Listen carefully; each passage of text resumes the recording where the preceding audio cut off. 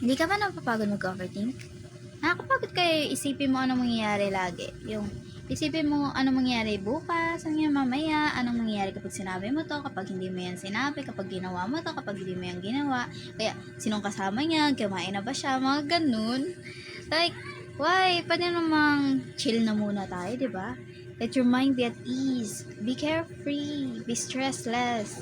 Be stress-free. Yeah, that's the word. Like, hindi siya maganda sa mentality yung lagi ka nag-iisip. Oo, kung sa academics, dapat lagi ka nag-iisip, syempre, para hindi ka mamali, di ba? Pero kung sa buhay, kung sa araw-araw ba, kung lagi ka nag-iisip, ikaw lang din mapapagod. Ako na nagsasabi. Kasi, oo, minsan nag-overthink din ako, pero mas pinipili ko na lang na huwag na siya isipin para, alam niyo yun, wala akong problema. Pero hindi rin yung maganda. Parang ano lang siya, consider procrastination. Yung hindi mo muna siya isipin ngayon, bukas mo na siya isipin ulit. Hanggang sa paulit-ulit siya, bukas na ulit, tas hanggang sa nakalimutan mo na lang. Ganon. Parang ganon na lang gawin sa problema, di ba? Kung ganon lang kadali, sana ganon na lang, di ba? Pero hindi kasi meron tayong mga stressors. Yung cause ng problem, yung cause ng overthinkings natin, yung kung bakit hindi tayo mapakali ng hindi iniisip kung anong ginagawa na or ano na mangyayari dahil lang yun sila para pag-overthinking kayo. Yung, alam mo yung tipong i-judge ka kapag namali ka, i-judge ka kapag namali, yung pagkasabi mo, yung pronunciation mo, yung wording mo, yung kilos mo, pag may napansin, yung halos lahat pinipintas sa'yo. Sa tutusin, selos lang sila. Kasi, ang perfect mo, diba? Mapapansin ka. At ikaw na, diba? Ang haba ng hair ni ate. Diba? Tapos, parang ganun. Ganun na lang isipin mo yung selos sila kasi lagi nilang pinupuna yung mga bawat kilos mo, yung ganun. Yung lahat na lang pinapansin. Yung nakatingin lang sila sa iyo, yung sa iyo lang focus yung attention nila yun. Alam, si kuya may crush sa akin, ganun. Kesa naman isipan mo na, may problema kaya sa akin, yung nabibuild up yung insecurities mo, yung binuo mong confidence, bababa, agad. As in, yung buo, yung confidence mo na ganyan, tapos biglang, tinignan ka lang, nag-overthink ka, nawala. Kahit yung iniisip na sa'yo is compliment, hindi may iwasang mag-overthink na sasabihin natin na parang iniinsulto ka. By the way they look, by the way you think. Being carefree sometimes can help you have a better life, have a better day. No, to be exact, it will help you have a better day. Just be yourself. Don't mind what they think. Don't mind what they say to you. Anything na pwedeng maka-down sa'yo. Kasi alam mo bakit? Walang ginawang imperfecto ang Diyos. Kasi, naging religion. Pero totoo naman lahat ay ginawa perfecto. Hindi mo man lang sasabihin na kaparehas niya, katulad niya. We're perfect in our own way.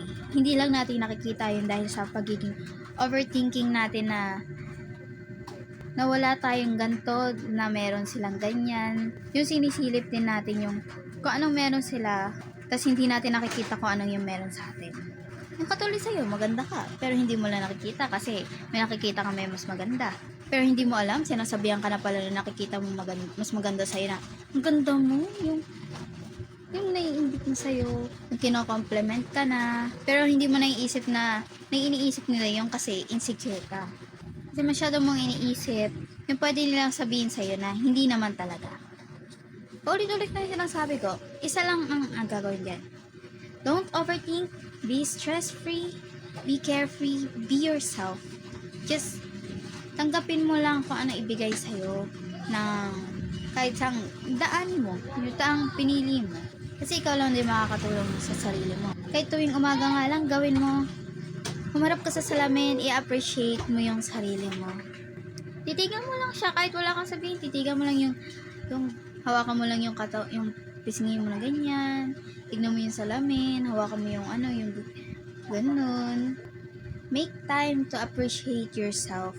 Kasi, If you won't, then who would? And syempre, nandiyan sila Mr. and Mrs. Right na i-appreciate ka kung sino ka man. Tawag ng soulmate.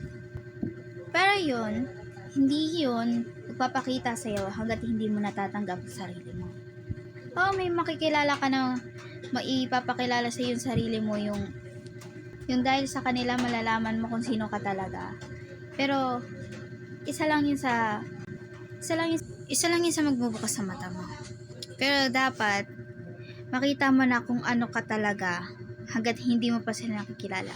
Kasi mas gugustuhin mo nang makilala sarili mo bago ka masaktan, di ba? It's better to learn from others' mistake than learning from your mistake.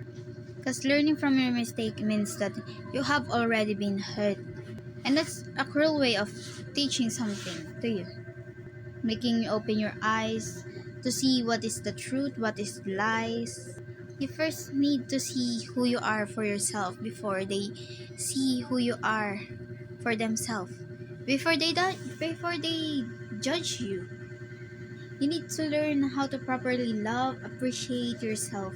Don't overthink too much of what they think, what they said, or what they might said or think to you. Because in the end of the day, you'll be the only one to appreciate yourself and none other. It's just as I said earlier, just be carefree, be stress-free, love yourself, be yourself, and don't overthink too much. It's okay to overthink, but not too much. Just remember that. Nothing is perfect. You are perfect, but in your own way.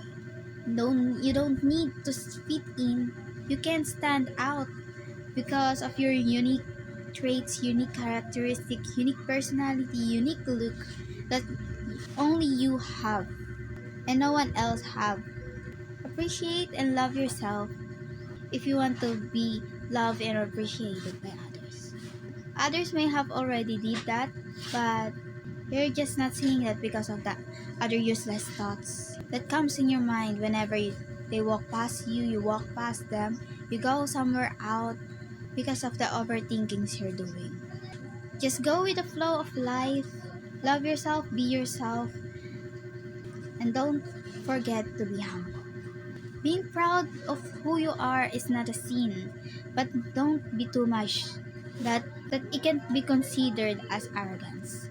Be humble, be kind, be yourself, love yourself, appreciate yourself like no one else would. And that's all. Thank you for listening to Sarina May This a Nonsensical Talk from STEM 11 Y1-7. Hindi ako magaling mag-advise, pero sana kahit kakaunti, kahit kakapirangkot, may natutunan kayo sa mga pinagsasabi ko kanina. Just always remember, don't overthink too much, and relax din kapag may time. Ikaw ay ikaw, at hindi magpapago yun. Love yourself, and be carefree. Enjoy your life, kasi hindi yan unlimited, na-expire din yan. So, bye! Have a good day, have a good night, have a good evening, have a good year. Thank you for listening again. Bye!